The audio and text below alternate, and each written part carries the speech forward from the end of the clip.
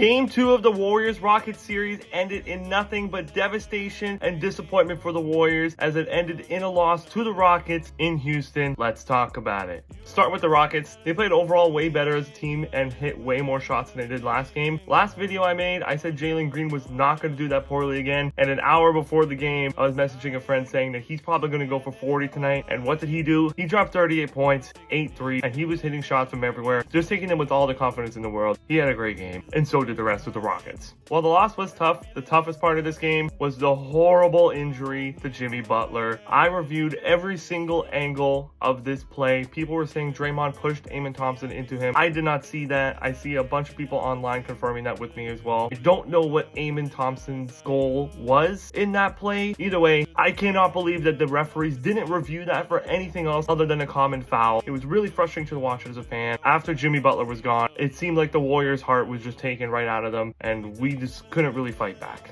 Jimmy Butler is saying he's okay, and with the additional day of rest, Jimmy Butler and the Warriors staff are very positive about Jimmy Butler potentially even playing in Game 3. So Warriors fans all need to come together, give some prayers for Jimmy Butler, because we need him badly. One thing that Warriors fans can hope for, back in 2023, Jimmy Butler had a very similar fall, and he returned in that series to have some massive scoring games and ended up taking the Miami Heat to the finals. When you have a player like that, I have a lot of confidence in this team. This one hiccup is not going to be detrimental, and the Warriors are going to have a massive return.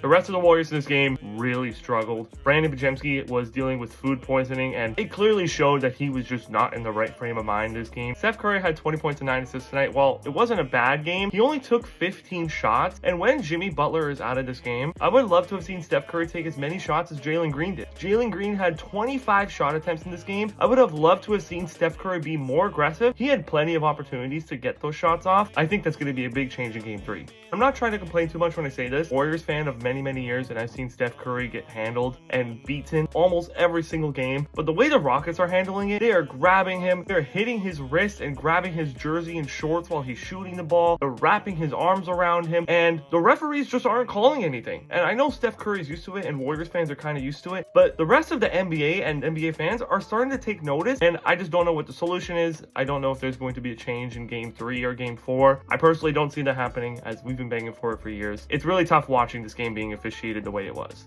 The Warriors made some mini runs in that second half. They cut it down to 11 and 12 a couple of times. The Rockets and Jalen Green had a response for pretty much every Warriors run that they made. And in the end, it was just a frustrating game. A lot of stuff went wrong, but I think the Warriors, especially if Jimmy Butler plays in Game 3, are going to have a big bounce back game. But we'll see what happens. Follow me at It's Golden State J on all social platforms for more Warrior updates.